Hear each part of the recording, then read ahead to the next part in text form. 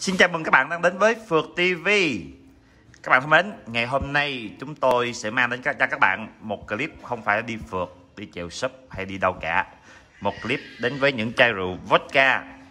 Và khi mà chúng ta mua những chai vodka này về nhậu xong á, thì cũng nên tận dụng lại những cái chai này. Thì các bạn sẽ thắc mắc là làm sao để mở những cái nút chai này dễ dàng nhất. Hôm qua thì mình đi nhậu với mấy người anh. Cuộc nhậu cũng rất là vui. Khi mà anh em nhậu thì lâu lâu mới nhậu với nhau thì phát cho mọi người một chai như thế này uống, gọi là ôm chai. Và sau khi nhậu xong thì mình lấy rất nhiều vỏ chai về. Bây giờ vẫn còn say các bạn ạ. Hôm qua uống thì đầu tiên chỉ phát là đặt ra mục tiêu là mỗi người một chai thôi, nhưng mà cuối cùng là một người hơn một chai. Và mình đã cầm về đây rất là nhiều vỏ chai, còn nhiều cái vỏ chai chưa lấy về, không lấy về nữa. Thì các bạn có thể nhìn thấy là ở đây chúng tôi có mấy cái vỏ chai. Và sau khi chúng ta đi nhậu thì các bạn sẽ suy nghĩ là chúng ta sẽ sử dụng tái sử dụng lại những cái chai này như thế nào. Thì khi mà những cái chai như thế này á, nó đều có những cái nút ở đây. Thì chúng ta sẽ, những cái nút này là để mục đích là để hãm rượu khi chúng ta rót. Thì nếu mà chúng ta sẽ sử dụng cái nút này mà chúng ta đổ rượu ngược vô lại trong chai thì rất là khó. Thì các bạn sẽ đặt ra một câu hỏi là làm sao chúng ta sẽ mở được cái nút này. Thì ngày hôm nay chúng tôi sẽ làm một video clip hướng dẫn cho các bạn cách mở nút bi của chai. Đây là những chai vodka vỏ nhôm. Thì các bạn hoàn toàn có thể qua cái phương pháp của chúng tôi, các bạn có thể mở nút chai của những loại chai khác. Thì sau đây chúng ta sẽ đến với tiết mục mở nút chai. Các bạn thân mến, thì ở đây chúng tôi có những công cụ như sau. Nhà các bạn có kềm nhọn, cái kìm nhọn như thế này cũng có thể sử dụng được. Có kéo cũng có thể sử dụng được.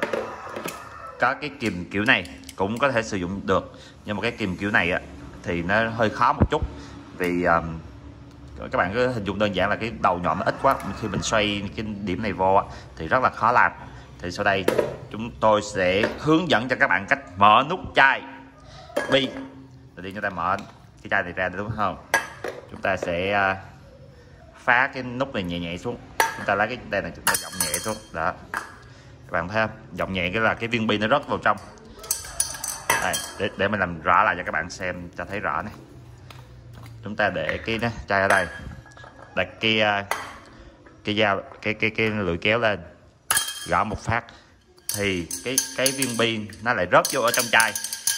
Đó, thì ngày xưa mình cũng không biết, thì mình lại chỉ cần mình rớt viên bi vô là mình có thể rót rượu vô được rồi, nhưng nó lại vướng bận này các bạn ạ.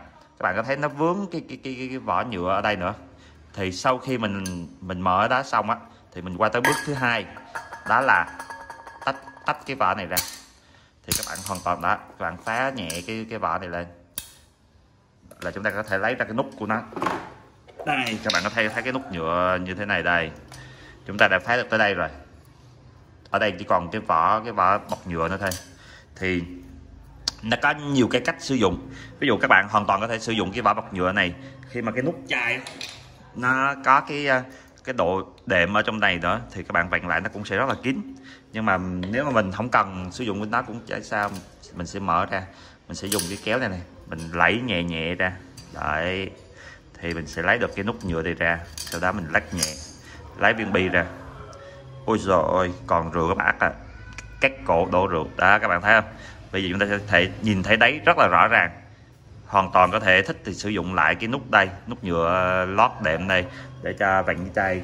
Còn ngoài ra nếu không thích thì cũng chả sao, chúng ta hoàn toàn có thể vặn cái chai này lại bình thường.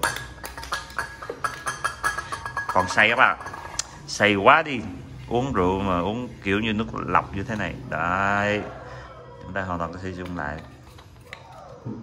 Hoặc là có thể dùng cái nút này bỏ vô đây, vặn lại cũng được. Còn không thì chúng ta bỏ luôn. Đấy, cách làm rất là đơn giản phải không các bạn? Rất cảm ơn các bạn đã luôn quan tâm theo dõi Phượt TV. Và chúng tôi rất là mong các bạn sẽ tiếp tục ủng hộ chúng tôi trong những video tiếp theo. Cách làm rất là đơn giản. Chúc các bạn thành công nhé. Bây giờ mình sẽ mở hết cái đống chai này. Nhà mình thì có làm nước mắm nước mắm tự làm, hay người ta hay gọi là nước mắm handmade. Thì mình lấy mấy chai này về mình đựng nước mắm này. Ngoài ra các bác có thể đựng cà phê, đựng trà để khi đi chơi cũng rất là tiện lợi, tại vì cái vỏ chai này nó cũng sẽ giữ nhiệt được cũng khá các bạn ạ. Nó cũng giữ nhiệt được một khoảng, tận dụng nó rất là nhiều việc, chứ vứt đi thì rất là phí.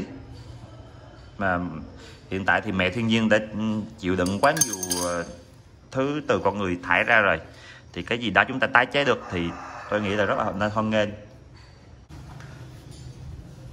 Vừa rồi các bạn vừa xem những hình ảnh mà tôi mở những nút chai bằng kéo, và đây là những viên bi trong nút chai này. Rất đơn giản phải không? Chỉ cần 1 phút 30 giây là chúng ta có thể mở được những nút chai của những cái chai vodka như thế này. Đó. Đây là rượu vodka Nga vỏ nhôm, rất là tiện lợi các bạn. Đó. Thì sau khi chúng ta mở những nút chai như thế này thì hoàn toàn có thể sử dụng cho những cái công việc của mình, ví dụ đựng rượu, đựng nước mắm, đựng bất kỳ cái gì các bạn thích, cà phê, trà, rất là tiện lợi để tái sử dụng lại. Xin chào, hẹn gặp lại các bạn trong những video hữu ích tiếp theo của Phượt TV.